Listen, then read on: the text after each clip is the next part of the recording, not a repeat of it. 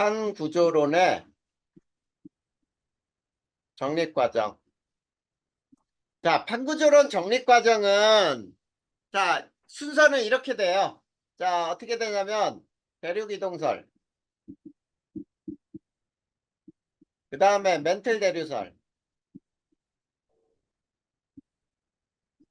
그 다음에 해양저 확장설, 그 다음에 판구조론이 정립이 되는 거야. 자, 요런 순서에 의해서 판구조론이 정립이 되는데, 우리는 이제 대륙이동설부터 한번 배워보잔 말이야. 제일 먼저 대륙이동설. 자, 독일의 기상학자예요. 베게너가 주장을 했어. 자, 뭐라고 주장을 했냐면, 자, 과거에 하나였던 대륙이, 요 대륙을 뭐라고 하죠? 판게야. 이걸 판게아라고 부르는 거잖아. 대륙이 분리 이동하여 현재와 같아졌다, 이런 뜻이에요.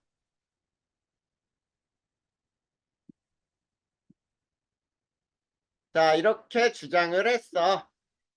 자, 그런데 이 사람이 이렇게 대륙 이동설을 주장을 했을 때, 원동력은 뭐냐? 대륙을 이동시킨 원동력은 멘틀의 대류였어요. 근데 이 멘틀의 대류를 설명하지 못해.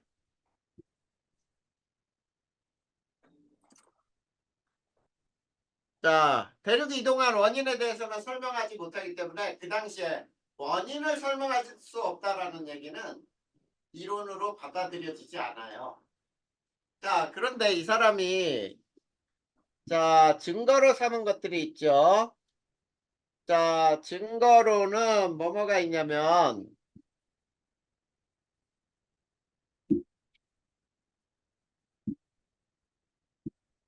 첫 번째,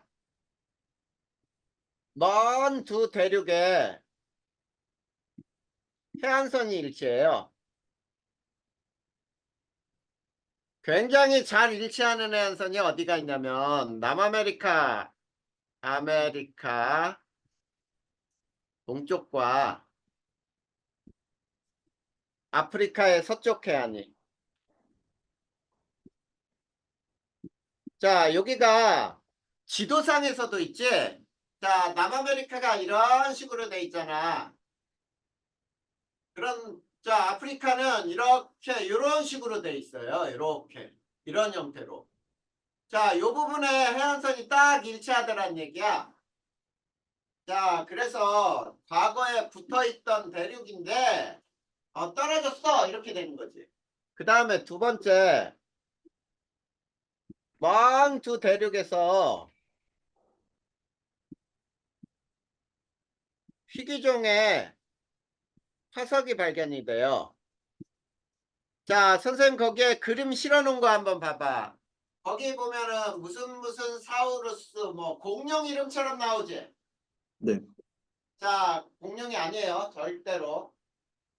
파충류야, 파충류.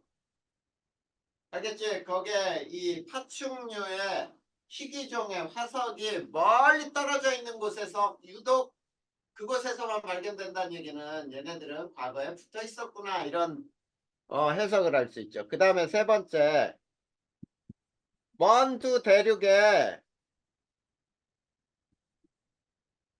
지질 구조의 유사성과 산맥이 끊어졌는데 산맥의 연속성이 나타나요. 그러니까 끊어진 산맥을 이어보면은 딱 맞더란 얘기야. 자, 이것이 세 번째. 네 번째는 빙하 분포 흔적과 이동 방향을 조사해 봤어요. 자, 빙하는 대부분 남극 쪽에 위치해 있었단 말이야. 그러니까 높은 산 이렇게 이거 봐봐. 위에서 우리가 이렇게 옆면에서 보면은 높은 산의 빙하는 모든 방향으로 다 흘러내릴 수가 있죠. 이거를 자 위에서 쳐다본다고 해보죠. 위에서 여기에서 이렇게 쳐다보면은 산이 이런 등고선이 있을 거야. 자 이런 등고선이 있을 때 빙하는 모든 방향으로 다 쏟아진다 이게. 빙하가 이동할 수 있는 방향. 그치? 그래서 만약에 대륙이 이렇게 쪼개졌어. 요 대륙은 이쪽으로 가고 그 다음에 여기 요 대륙은 이쪽으로 가고 이 세 개가 이쪽으로 서로 다른 방향으로 갔다고 해봐. 근데 그 방향을 다 맞춰보면 하나의 정점에서 사방으로 퍼져나간 형태의 그림이 나와야 되겠지. 이런 것을 따져보니까 대륙이 과거에는 하나로 붙어 있었어 이런 얘기를 할 수 있더란 얘기야. 근데 이 사람은 그걸 발표했을 때 학자들이 굉장히 의심도 많잖아. 그래서 학자들이 실제로 그렇게 물었어요. 그러면 그래 좋다. 일리 있어. 네가 주장한 거 일리 있는데 그러면 대륙을 이동시킨 원인이 뭐냐 그랬더니 그 당시에는 설명을 못해요. 글쎄 그건 모르겠어. 그러면 그건 그냥 헛소리일 뿐이야 라는 거지. 그런데 미국의 두 학자가 멘틀 대류설을 발표를 해요. 자, 멘틀 대류설은 간단해. 멘틀도 열대류 현상을 일으킨다.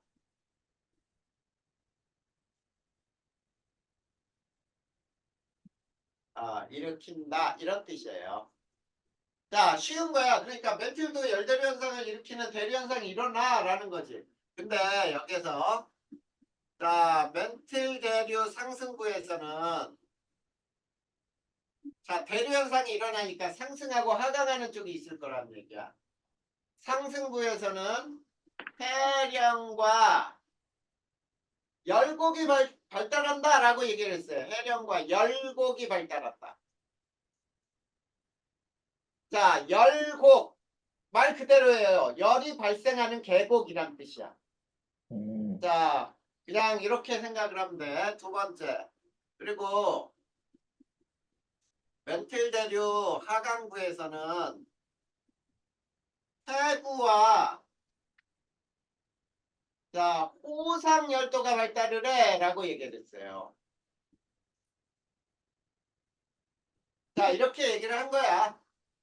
자, 그런데 뚜렷한 얘네도 마찬가지야. 뚜렷한 증거를 제시할 수가 없어. 증거를 제시하지 못해요. 그러니까 멘틀이 대류하면은 대류하는 증거를 드러내야 될 거 아니야. 그런데 그 증거를 찾지를 못해. 그러니까 얘네들도 어때? 하나의 이론인 거지. 자, 이렇게 해서 멘틀 대류설이 나왔단 말이야. 자, 그러면 이제부터 자, 해양적 확장설이 나오기 전에 뭐가 발달을 하냐면 심해에 해양절을 조사하는 해양조사하는 음양측신법이 발달을 해요. 그래서 해저 지형의 조사 방법이 나오지. 맞죠? 네. 자, 해저 지형의 탐사야. 자, 음양측신법을 이용을 해요. 자, 이거는 음파를 이용하여 수심을 측정할 수가 있다는 뜻이에요. 자, 그랬을 때 이 음양측신법에 의한 수심, 물의 깊이죠. 수심은 어떻게 계산되니? 음파 속도 곱하기 왕복 시간 곱하기 2분의 1을 해주면 돼. 자, 그러니까 음파는 지면으로 쭉 물속으로 들어가서 바닥에 부딪힌 다음에 다시 올라오죠. 자, 그 왕복 시간을 측정하면은 우리는 음파 속도에다가 2분의 1 곱하면은 수심이 나오더라는 얘기야. 그래서 바다에 지형을 한번 살펴보면 이렇게 돼요. 이 지형이 이렇게 대륙지각이 있고 대륙봉, 대륙서면, 대륙대, 그 다음 해구, 해구에서부터 이렇게 점점 올라와서 여기에 V자 모양의 계곡. 자, 이런 형태로 바닷물이 이렇게 되는 거야. 자, 그랬을 때 잘 보자. 이 부분이 대륙지각인데 여기를 뭐라고 부르냐면 대륙붕이라고 불러. 그 다음에 이 경사가 급한 것을 대륙사면이라고 불러요. 대륙사면. 대륙사면. 그 다음 다시 평평한 지역이 대륙대야. 그 다음 여기가 해구. 여기가 해령. 그 다음에 요 전체를 심해저 평원이라고 불러. 평평한 곳. 심해저 평원에 자 여기에 물속에 이렇게 섬이 있다 그러면 화산섬이야. 화산섬이 자 물속에 잠겨 있죠. 네. 물속에 잠겨 있는 것을 우리는 뭐라고 부르냐면 해산이라고 불러. 바닷속의 산. 그 다음에 요 위에 이렇게 평평하게 깎인 게 있거든. 풍화침식으로. 요런 거를 평정해산. 물속에 잠겨 있으니까. 그런데 요 바깥으로 이렇게 올라온 산들은 화산이라고 불러요. 물 밖으로 튀어나온 산들. 알겠지? 네. 그러면 요거를 이제 자 어떤 그래프를 그려보냐면 자 여기는 거리에 따라 여기에 왕복 시간이에요. 음파의 왕복 시간. 시간을 측정하면 저 그림을 거꾸로 뒤집어 놓은 그림처럼 나온다. 어떻게 나오냐면 이렇게 나와요. 자, 시간이 대륙붕엔 되게 이렇게 됐다가 점점 시간이 늘어났다가 다시 일정하다가 여기에서 시간이 쭉 증가해. 그 다음에 점점 시간이 짧아지다가 여기에서 V자 형태의 요런 계곡이 되면서 다시 이렇게 깊어져. 그랬을 때 요 부분이 해구 쪽이고요. 여기가 해령 쪽이야. 그래서 해령 쪽에서 양쪽으로 갈수록 수심이 증가하죠? 맞니? 네. 요거를 알고 있어야 된다는 뜻이에요. 자, 이렇게 해서 우리가 해양절을 탐사할 수가 있었어. 자, 그런데 거기에 3페이지 봐봐, 3페이지. 탐구자료 해석하기 그림 나오죠? 네. 거기에 A 지역하고 B 지역이 있는데 A 쪽에는 뭐가 존재하냐면 거기에 태평양 쪽에 우리나라 가까운 필리핀 쪽이거든. 네. 그 A 쪽은 해구가 있어요. 미리 알아도. 태평양판의 아시아 쪽의 끝쪽으로는 해구가 존재해. 거기가 마리아나 해구 쪽이거든. 그 다음에 B 쪽 보면은 남아메리카 왼쪽이죠. 네. 거기가 동태평양 해령이 있는 쪽이야. 해령. 자, 그러면 A 쪽에 자 시간 측정한 거를 한번 쭉 봐봐. 왕복 시간을 측정했을 때 왕복 시간이 제일 길게 측정된 곳이 어디니? 6번째. 여섯 번째 보면 9.96초가 나왔죠. 네. 그러면 자 음파의 속도가 1500m/s야. 거기에다가 9.96 곱하기 2분의 1 하면 수심이 나와요. 6km 이상이 보통 6,000m 이상이 나오면 해구구나 이렇게 알아두면 돼. 자, 그 다음에 두 번째 자료를 보세요. 거기에서는 제일 시간이 짧은 부분이 어디니? 6번째요. 6 다시죠. 6 다시. 네. 6다시. 6 다시에서 자 오른쪽 왼쪽으로 가봐. 시간이 점점점 다시 어떻게 돼? 늘어나요. 늘어나고 있잖아요. 그 얘기는 그 6 다시 부분이 제일 얕은 부분이니까 바로 해령 쪽이구나 이런 뜻이 되는 거지. 네. 그래서 그 밑에 해석을 해준 거 보면은 해역 A는 해구가 발달하고 B에는 해령이 발달한다 이렇게 나왔니? 네. 네, 그래. 그래서 우리가 해저지형 탐사가 이렇게 음향측신법을 이용하니까 굉장히 쉽게 측정이 됐어. 알겠지? 네. 자, 그 다음으로 들어가자. 이제. 자, 그 다음에 뭐가 나오냐면 심해저 확장설이라는 게 나오죠. 심해저 확장설. 자, 심해저 확장설도 자, 별거 아니에요. 자, 해양저는 해양저 확장설, 심해저 확장설 같은 말이야. 해양은 해령을 중심으로 넓어지고 있다 이런 얘기예요. 자, 이게 해양저 확장설이에요. 자, 바다는 점점점 해령을 중심으로 해서 넓어져 라는 뜻인데 이거에 대한 증거들이야. 증거로 삼은 게 뭐냐면 첫 번째, 해령을 중심으로 멀어질수록 암석 나이가 많아지고요. 퇴적물, 해저 퇴적물의 두께가 두꺼워진다는 거예요.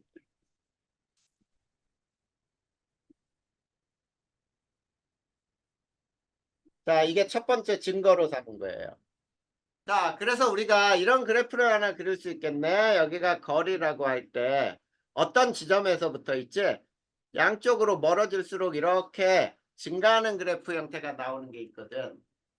그러면 요점이 어디냐라고 하면 여기가 해령이다. 그리고 해령에서 멀어질수록 증가할 수 있는 값은 암석 나이나 퇴적물 두께 이렇게 얘기할 수 있다라는 얘기예요. 알겠지? 네.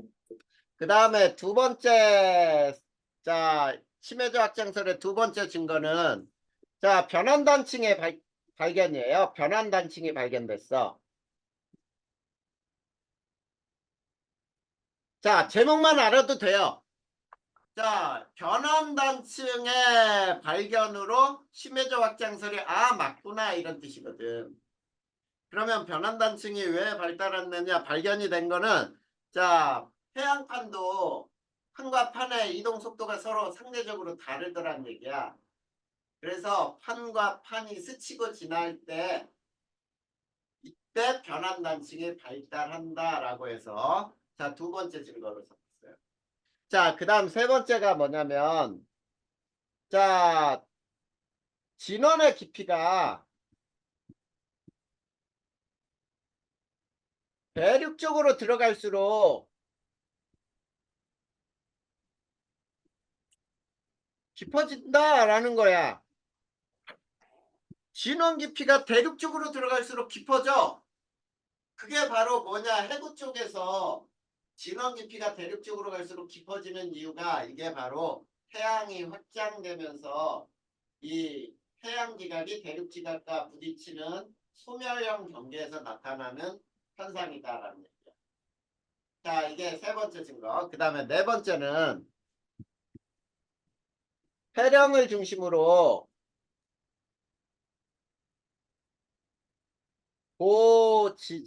고지각이 줄무늬에 대칭적 분포로 나타나요. 대칭적 분포가 나타난다. 자, 이게 실제로 해양저 확장설의 가장 강력한 증거가 되는 거예요.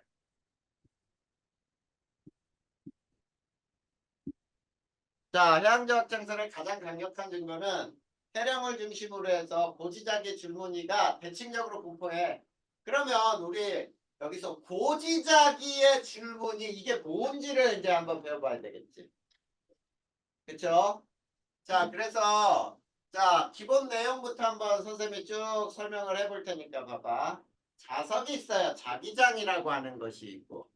자, 자석을 한번 살펴볼 텐데. 자, 자석을 우리 이렇게 세웠다고 한번 볼까요? 자석이 막대 자석이라고 해봐. 막대 자석을 이렇게 세워놓으면은 자, 이쪽이 N극이라고 하고 이쪽을 S극이라고 해봐. 자, N극에서 S극으로 자기력선이 나와서 이렇게 들어가거든. 자, 이렇게 들어가요. 자기력선이야. 자기력선은 N극에서 나와. 이걸 조금 더 뺄까요? 자기력선은 N극에서 나와 S극으로 들어가요. 그런데 이 자기력선은 자 중간에 끊기거나 교차하지 않아요.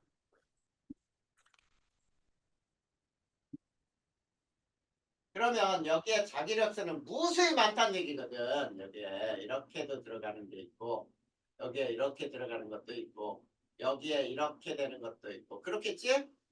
네. 무수히 많아요. 무수히. 자 그런데 여기에다가 우리가 나침반을 한번 놔보자. 나침반. 나침반을 이렇게 이쪽에다 이렇게 4개를 놨다고 해볼까요? 자, 나침반의 N극은 여기서는 이 부분을 가리키고 여기서도 이 부분을 가리키고 여기서는 N극이 위를 가리키고 여기서는 N극이 역시 위를 가리키고 맞니? 네. 네, 즉 자기력선의 방향은 나침반의 N극이 가리키는 방향이에요. 가리키는 방향.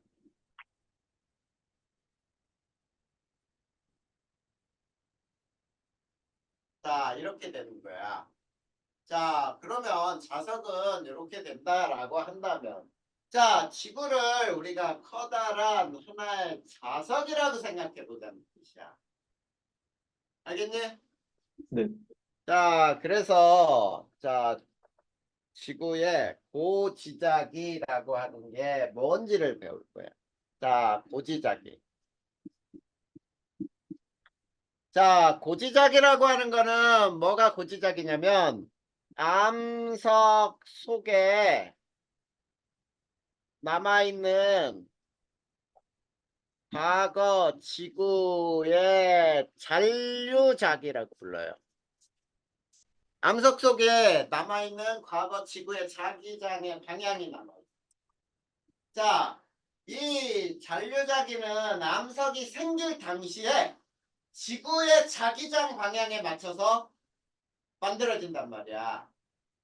자, 그랬을 때, 자, 고지자기에 자, 지금 현재는 뭐냐? 자, 잘 들어. 요게 지구를 이렇게 한번 원으로 한번 그려보자.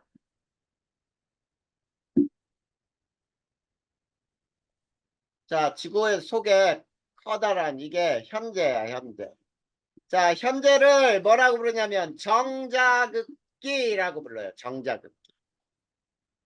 자, 현재는 북반구가 S극이고 남반구 남극이라고 해서 그냥 북극, 남극이 NS극이라고 하면 돼요.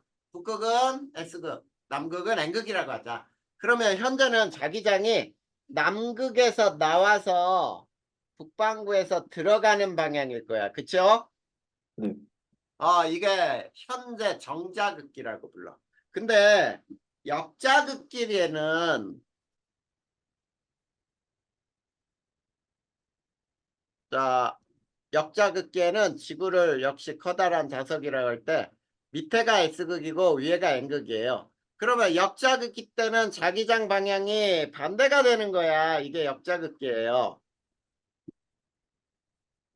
뭔 얘기인지 알겠지? 네.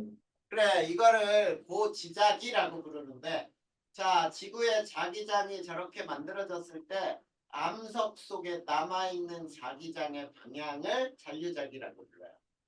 그럴 때 이 고지자기를 측정하여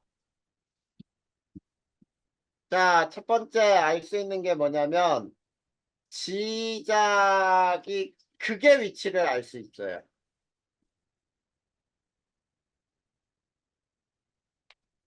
자, 여기에서 잘 봐. S극하고 만나는 지면 요점을 뭐라고 부르냐면 자북이라고 불러요. 자북. 자기 북극이라고 하는 거야. 알겠죠? 네. 지자기 극 위치를 알 수 있고요. 그 다음에 또 무엇을 알 수 있냐면 자기장의 과거 지구 자기장 방향을 알 수 있어.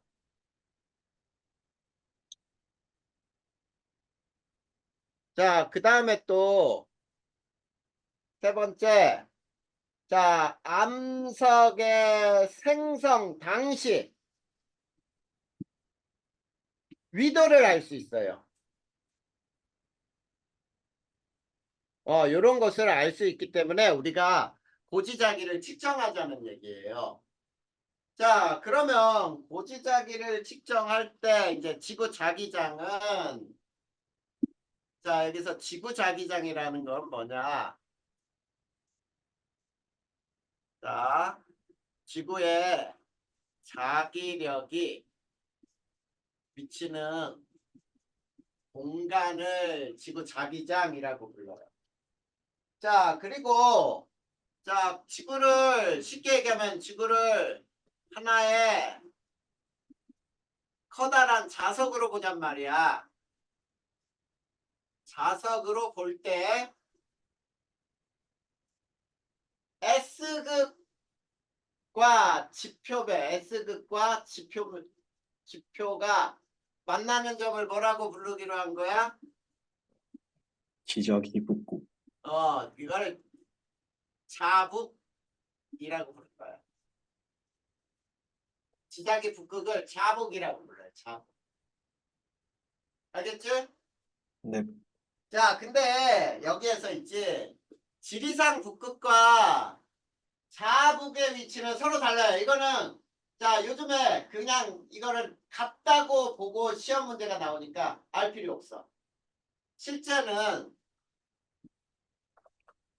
자, 진북, 진짜 북쪽과 자북은 달라요. 서로 다르다. 그러니까 지도상의 북쪽과 나침반이 가리키는 북쪽은 약간 어긋나 있어요. 5도 정도. 그런데 자, 시험 문제상에서는 같게 놓고 풀기 때문에 이거는 몰라도 돼요. 자, 그리고 이제 이렇게 이거를 알아야 돼. 자, 복각이라는 거를 알면 돼요. 복각. 자, 이거 복각은 굉장히 중요한 내용이야. 복각이라고 하는 것은 이제 나침반의 자침이 수평면에서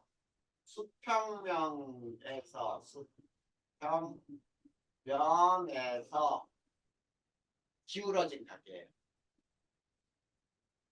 자, 요거를 우리는 복각이라고 하는데, 자, 북반구에서는 N극이 아래로 내려가죠. 그 다음에 남반구는 S극이 아래로 내려가요.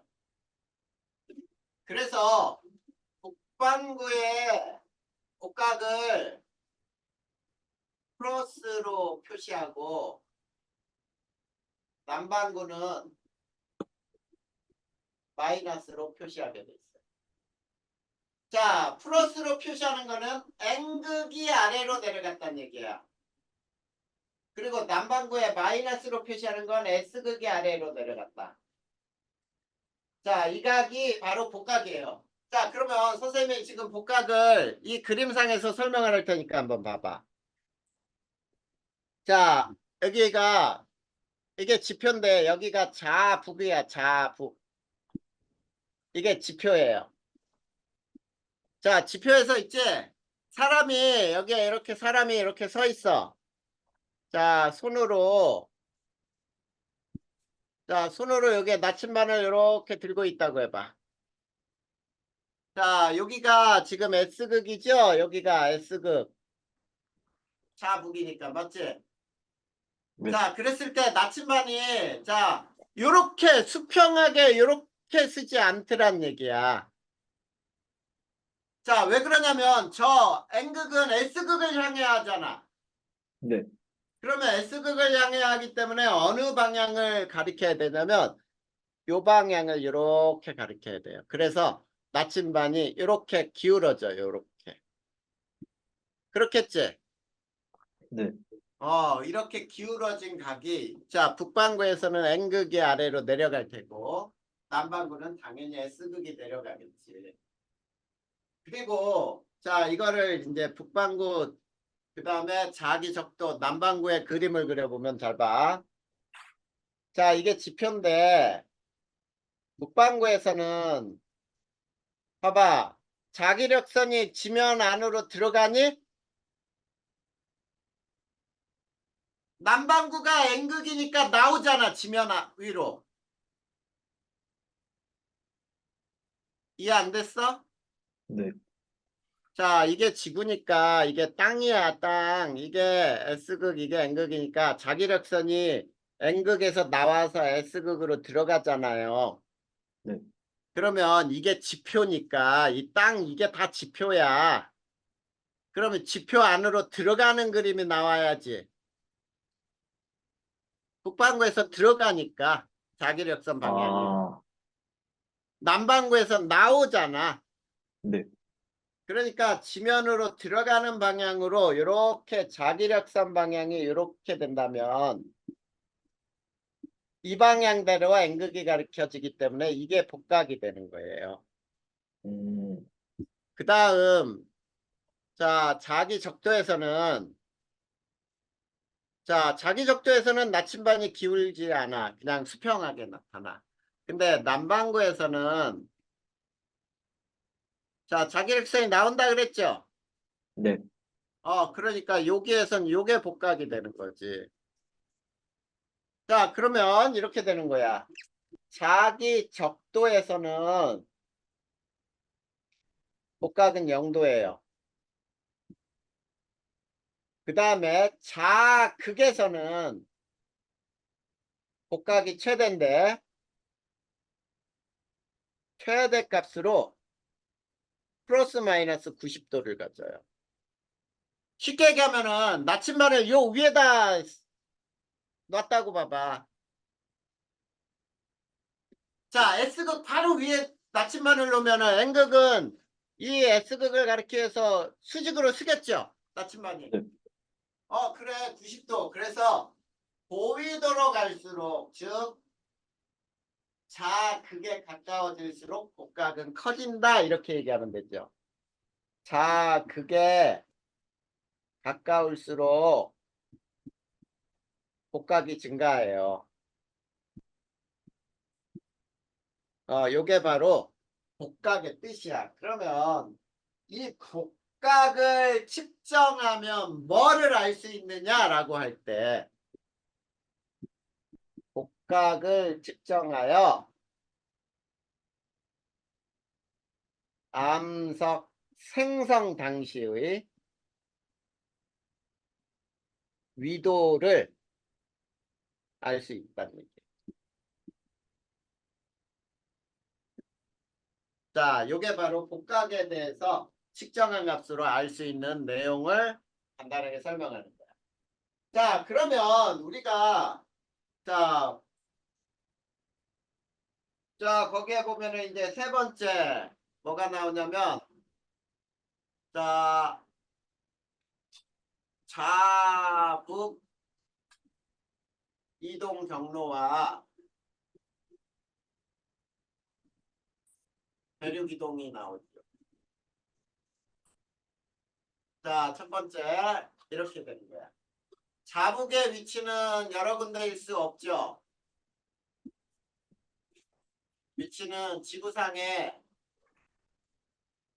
한 지점이어야지. 네. 맞아요. 자북의 위치는 지도상에 딱 지구상에서 한 점밖에 존재하지 못해.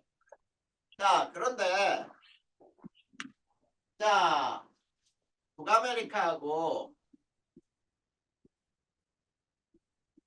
유럽에서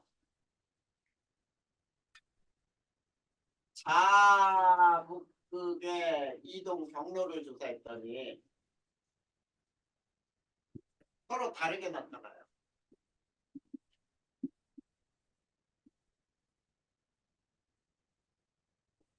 자, 서로 다르게 나타나더라. 그러면 자북은 한 고심으로 자, 두 경로의 자북을 한 점으로 고정을 시켜요.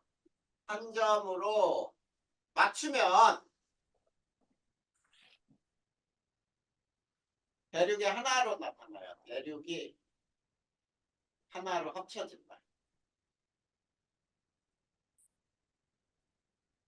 그러면은 과거에 대륙이 하나로 합쳐졌던 한계가 있었구나라는 걸 알 수 있잖아. 그래서 네 번째, 그렇다면 자, 이처럼 자북극의 이동 경로가 서로 다르게 나타난 이유가 뭐냐? 이유는 대륙이 이동했기 때문이에요. 대륙이 분리되어 서로 다른 방향으로 이동했기 때문에.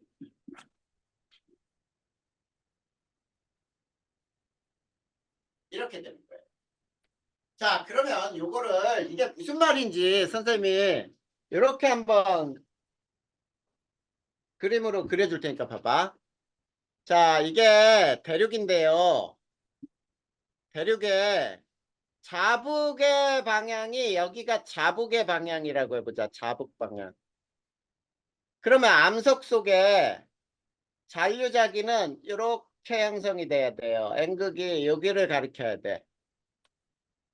그리고 이쪽에 있는 암석 속에는 자, 요 방향을 가리키기 위해서 암석 속에는 요 방향으로 자기장이 형성돼 있어야 되거든. 근데 만약에 이 부분이 분리돼서 이쪽으로 얘만 이동했다고 보자. 이 땅덩어리만. 그러면 자, 땅덩어리가 이렇게 갈라졌어요.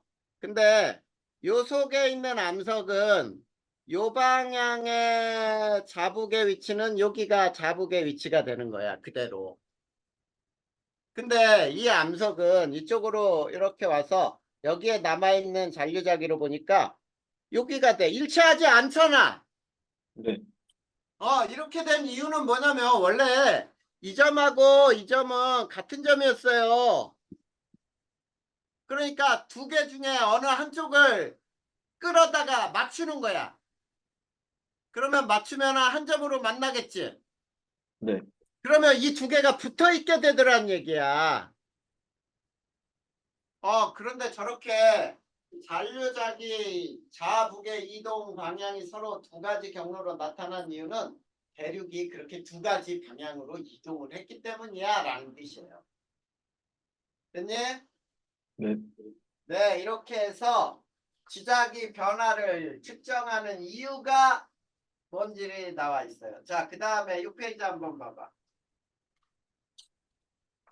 자, 6페이지 보면은 이제 자, 복각을 측정해서 인도 대륙이 유라시아 대륙과 충돌하여 히말라야 산맥을 만들었을 때, 자, 이 인도 대륙의 평균 이동 속도는 얼마고, 그 다음에 가장 빠를 때 얼마고 이런 게 나와 있죠. 네. 그거를 이제 해석을 해야 돼. 자, 해석은 어떻게 하는지 한번 보자. 자, 거기 복각의 첫 번째 그래프 봐봐. 복각이 나와 있네. 네. 처음에 복각은 마이너스였죠. 네. 근데 그게 복각이 점점 커지다가 0이 됐다가 플러스로 점점 증가했지. 네. 그 얘기는 무슨 얘기냐면 복각이 마이너스에서 플러스로 됐다는 얘기는 남반구에서 북반구로 이동했네 라는 뜻이 되는 거죠. 자, 그래. 그러면 거기에 이제 이동 속도를 계산할 때는 자, 맨 처음에 봐봐.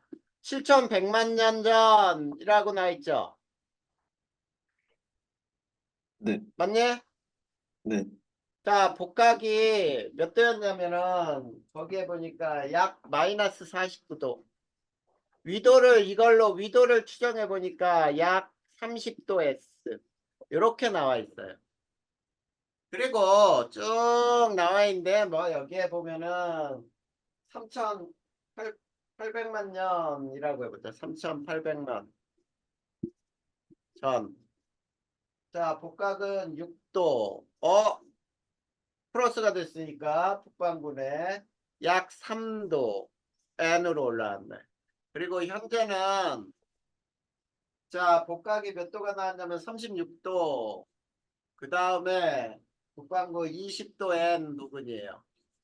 근데 여기에 뭐라고 나있는지 봐봐. 위도 1도의 거리는 110km예요. 그치? 네. 그러면 여기 봐봐.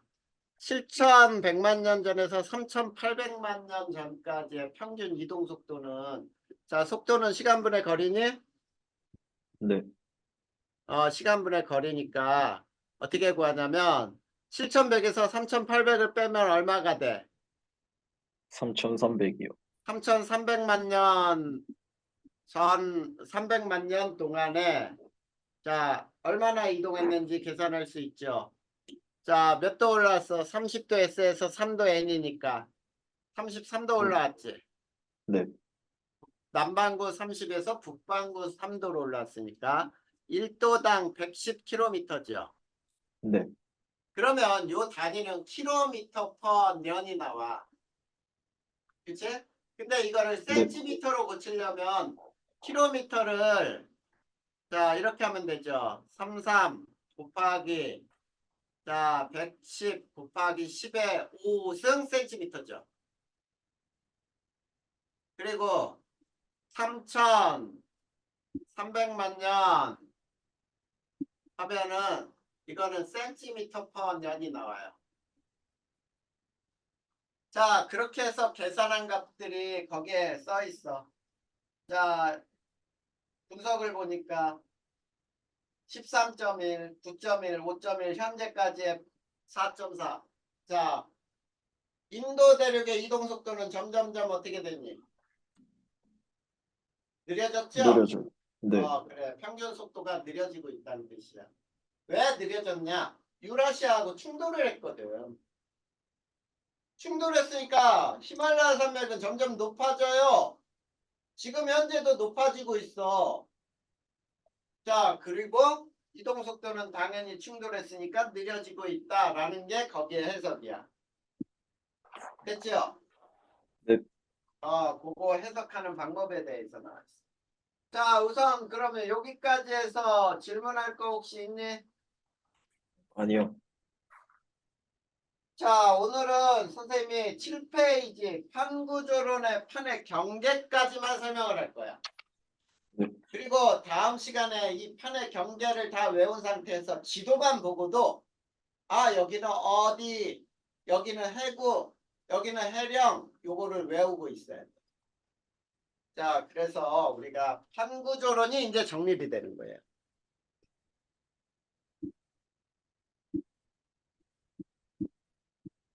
자, 판구조론이라고 하는 것은 지각은 크고 작은 판으로 구성이 돼 있어요. 자, 이렇게 구성되어 있고 판과 판의 상대적 운동에 의해 지각 변동이 발생한다 라고 하는 하나의 이론이 판구조론이라고 부릅니다. 그러면 여기서 판이라고 하는 것에 정의를 내려야지. 판은 있지. 지하 약 100km 정도의 암석권을 판이라고 불러요. 암석으로 이루어져 있는 곳. 자, 그런데 이 판은 크게 두 가지로 나눠. 첫 번째 대륙판. 자, 거기에 선생님 타이핑 잘못 나간 게 있어.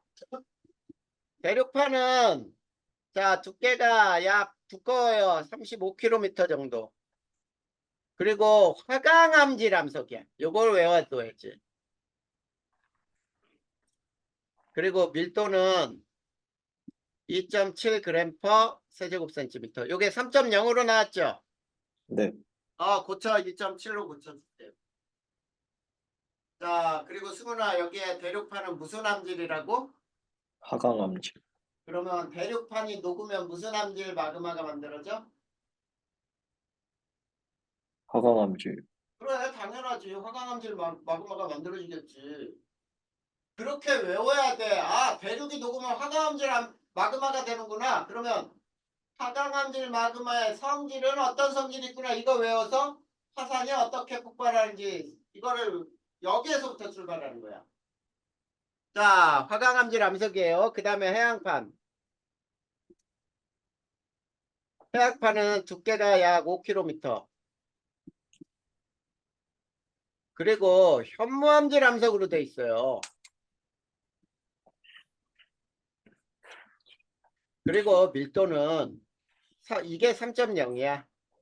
거기에 3.3으로 나와 있을 거야. 고쳐주시면 됩니다. 자, 이렇게 판이라고 하는 거는 대륙판과 해양판으로 나눌 수가 있어요. 자, 그 다음에 판 밑으로 연약권이 있어요. 연약권. 연약권은 100에서 400km 정도의 깊이를 연약권이라는데, 자, 부분 용융이 되어 있는 멘틀 부분이에요. 자, 부분 용융되어 있다. 용융, 녹아있다는 뜻이죠. 그치? 네. 자, 이 부분에서 대류 현상을 일으킬 수 있죠.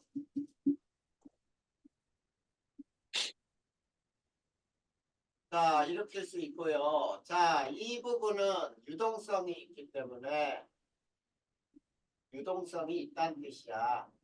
그러다 보니까 지진파의 속도가 이 연약권을 지날 때 급격히 감소하는 곳이에요. 자, 이렇게 우리는 풍구조론에 있어서 판을 정의할 수가 있어. 그러면 그림을 한번 그려보면 대륙판은 이렇게 두꺼워.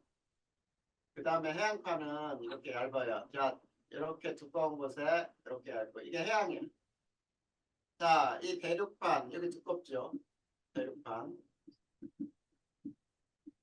그 다음에 이쪽이 해양판. 자, 이 두께는 약 5km 되겠지. 자, 이 부분이 멘틸이에요. 자, 멘틸의 최상부까지를 판넬할 때 잘 봐. 자, 여기에서 여기까지 이게 100km이면 이걸 우리는 판이라고 하는 거지. 네. 요 밑에는 판이야 아니야? 여기는 아니요. 판이 아니야. 여기는 연약권이에요.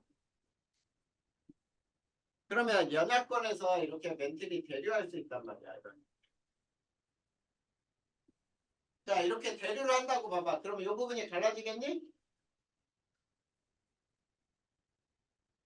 이 밑에서 대류 현상이 일어나면 네. 양쪽으로 갈라지겠지. 이 부분에서. 음. 맞아? 네. 그래 갈라져. 우리 이런 실험을 굉장히 쉽게 할 수 있어.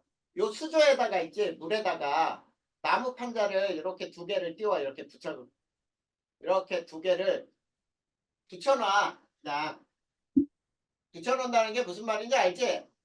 본드로 붙이는 게 아니고 그냥 두 개를 조각을 이렇게 딱 붙여놔.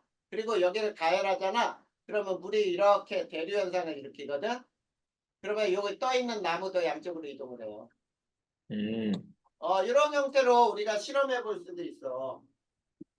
자, 이런 형태로 여기를 연약권이라고 한다. 됐죠? 네. 이렇게 해서 판구조론이 정립되는데 선생님은 이제 이 판구조론의 판의 경계를 설명할 거예요. 판의 경계 3개. 자, 요건 지운다.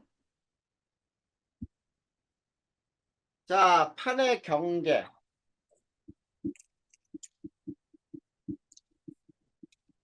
자, 승훈아, 선생님은 있지, 이 판의 경계를 책에 있는 대로 안 가르쳐요. 책에서는 판의 경계를 어떻게 얘기하냐면 수렴형 경계, 발산형 경계, 그 다음에 보존형 경계 이렇게 3가지로 얘기를 하거든. 근데 네. 선생님은 해령, 해구, 변환단층 이렇게 설명해 줄 거야. 자, 첫 번째 해령. 자, 그러면 해령에서 언급될 수 있는 모든 용어를 여기서 정리해 보면은, 자, 해령은 생성경계. 그 다음에 여기는 발산경계. 그 다음에 여기는 지열이 크다. 지열. 지각 연료량이라고 하거든. 지열이 크다. 그리고 여기서는 V자에 열곡이라는 말이 나와. 아, 열곡. 열이 발생하는 계곡. 그 다음에 암석 나이가 젊어요. 암석 나이 작다. 그 다음 퇴적물 두께 얇아요. 두께가 얇다. 그리고 여기에서는 화산섬이 만들어져요. 화산섬. 자, 화산 활동 있다 없다? 있다. 어? 있다. 있으니까 화산섬이 만들어지지. 네. 그렇죠? 이 화산섬은 자, 압력 감소로 생겨요. 자, 여기에서 압력 감소로 마그마가 생기는 곳이야. 자, 해령에서는 마그마가 생길 때 뭐 감소로 생긴다고? 압력 감소. 압력 감소. 그리고 이 해령은 자, 그 다음에 정단층이 발달을 하고 단층이 발달할 때 자, 없는 거 거기에 적어 놓으면 돼. 자, 그 다음에 여기에서는 천발 지진이 일어나고요. 화산 활동이 일어나요. 이게 일어나는 지각 변동이에요. 이게 해령이고요. 두 번째 해구는 소멸경계. 선생님. 그 다음에 수렴경계. 지열이 작다. 그 다음에 여기는 암석 나이 많다.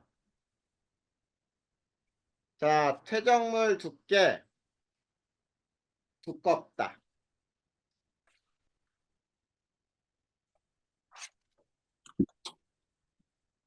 퇴적물 두께 두껍다. 그 다음에 이 해구에서 나오는 말에 베니오프 지진대. 그 다음에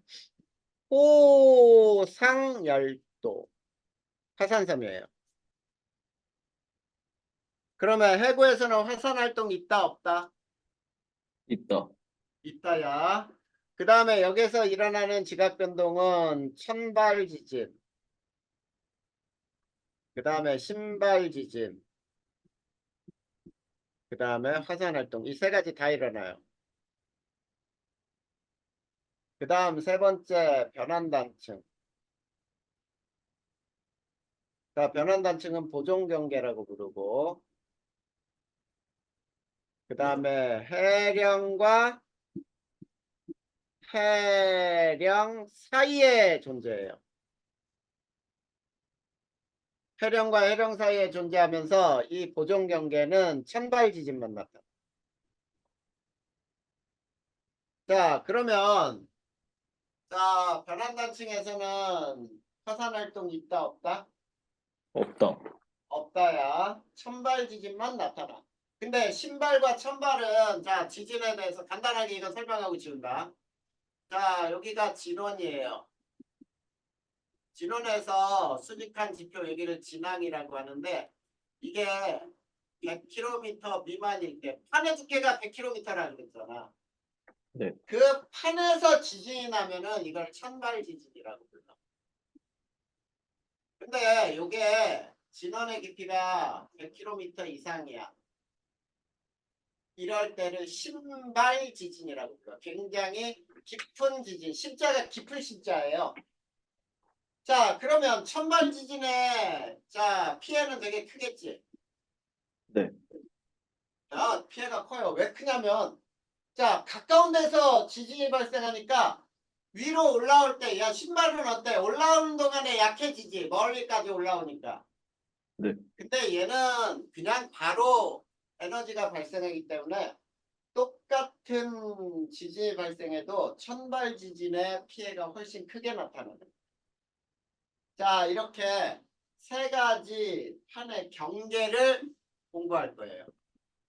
자, 그러면 선생님이 해령에서 나올 수 있는 용어들이 왜 저런 용어가 나왔는지 바다 지형을 아까 그렸던 그림처럼 한번 그려보자. 여기가 대륙지가, 대륙붕, 대륙사면, 대륙대, 여기 해구, 해구에서 이렇게 V자 모양의 계곡이 생기고, 자 여기가 여기까지를 100km라고 해요. 그러면 여기는 판이죠. 근데 여기는 판이 아니지. 여기는 판이 아니야. 네. 판이 아닌데. 자, 이 부분에서 가열이 된다. 가열. 자, 열혈은 누구냐면 방사성 원소의 붕괴열이에요. 자, 지구 내부 에너지인데, 자, 방사성 원소가 붕괴하면은 이 열을 가지고 우리 원자력 발전하거든. 그것처럼 방사성 원소가 붕괴할 때는 어마무시한 에너지가 발생을 해요. 자, 이 부분이 가열되면 상승하니? 네. 상승할 때 이건 판이 아닌데 이 판이잖아. 네. 그러면 판이 생긴 거잖아. 네. 그래서 이 부분이 해령인데 해령을 생성경계라 부르는 거예요. 생성.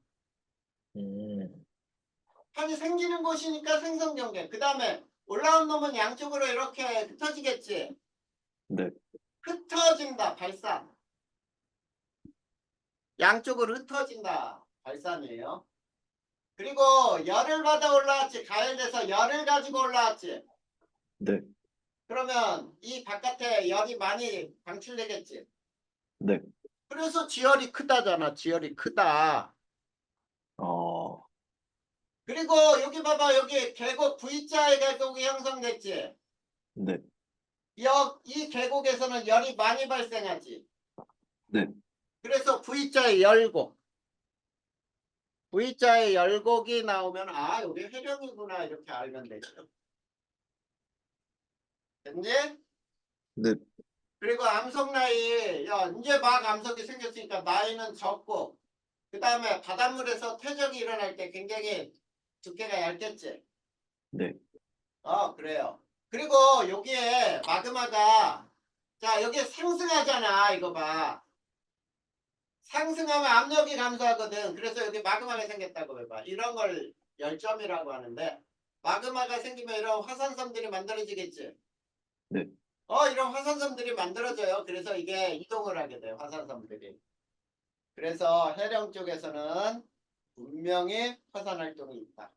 그리고 양쪽으로 당기는 자 장력이 작용하기 때문에 정단층이 발달을 해요. 그리고 여기에서는 해구 쪽에서는 역단층이 발달을 한다.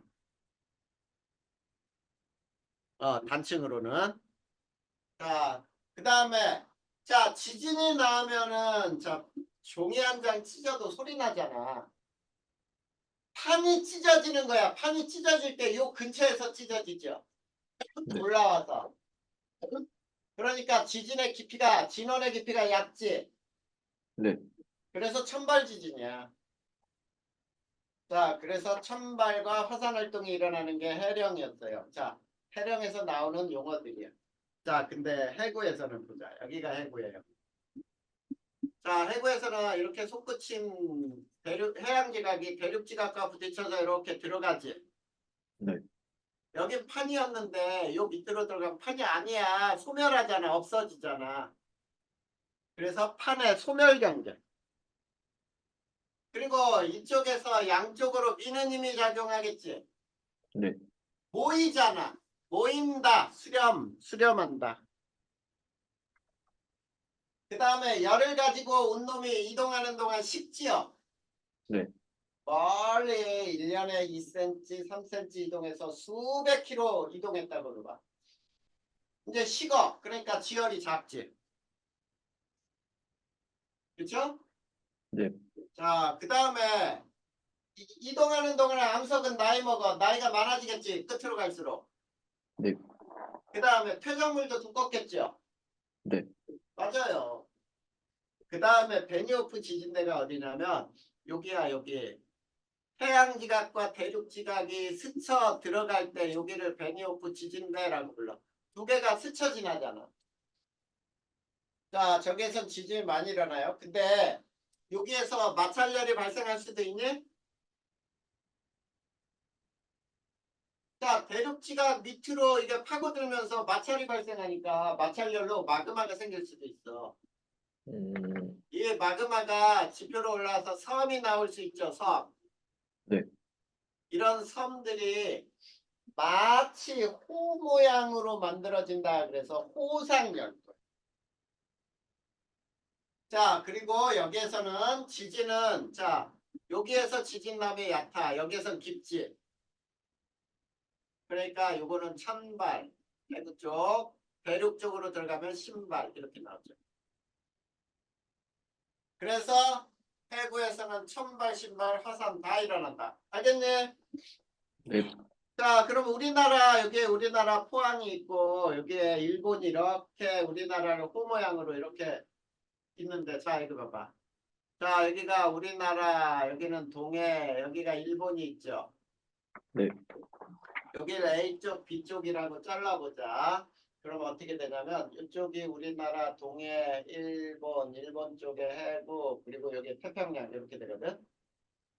여기가 우리나라 동해 일본 여기가 태평양. 자 그러면 태평양 쪽에서 이렇게 올라와서 일본 해구 쪽에 이렇게 들어가. 자 여기에 지진 나면 여기는 얕지. 찬발이죠? 네. 근데 우리나라는 어때? 신발이죠? 네. 그러니까 일본 해구 쪽에서 판의 경계에서 지진이 날 때 우리나라에서는 신발 지진이 일어나기 때문에 여지껏 큰 피해는 없었어요. 근데 일본은 찬발이기 때문에 규모가 한번 강한 지진이 나면 엄청나게 강한 지진이 나와. 그리고 일본이 판의 경계 해구에 속하니까 어때? 굉장히 지진 많이 일어나죠? 네. 이게 그 이유야. 자, 그 다음에 변환단층을 설명해 보자. 자, 이 바다를 이제 이렇게 잘랐다고 해보자. 자, 여기가 대륙붕해, 여기 해구 이렇게 있는데 바다를 이렇게 케이크 자르듯이 입체적으로 잘랐어요. 이렇게. 자, 바닷물은 이렇게 되는 거야. 바닷물은 이런 형태로 바닷물이 나타나는 거야. 그림 이해할 수 있겠지? 네. 자, 그랬을 때, 자, 여기에 바닷속에 해령이 모두 연결된 게 아니라 해령이 이렇게 해령이 있다가 여기에 해령이 이렇게 어긋나 있어요. 요것도 해령이고 요것도 해령이야. 여기도 해령, 여기도 해령이야. 그러면 해령에서는 이렇게 솟구쳐서 양쪽으로 발산하니? 네. 그래. 그럼 여기도 해령에서 솟구쳐서 양쪽으로 발산하겠죠. 이렇게. 네. 그럴 때 어디하고 어디를 보냐면 해령하고 해령 사이를 봐봐. 위쪽 판은 왼쪽으로 가고 아래 판은 오른쪽으로 스쳐 지나지. 네. 여기야 여기. 여기가 변환단층이라고 부릅니다. 이 변환단층은 판과 판이 스쳐만 지나니까 판이 생기거나 없어지지 않아. 그래서 보존경계. 그리고 판 내부에서 지각변동이 일어나겠지. 네. 그러니까 천발지지. 그리고 여기는 화산활동이 없다. 알겠니? 네. 자, 우선 이렇게 해서 판의 경계까지 알아둬야 다음 시간에는 지도상에서 어디가 어딘지 지도만 보고도 여기는 해구 쪽이구나. 어떤 해구가 있구나. 이거를 지도로 그냥 지도만 보고도 알 수 있도록 우리가 각각이 어느 곳인지를 배워야 돼. 자, 여기까지 이해 안 되는 부분 있어요?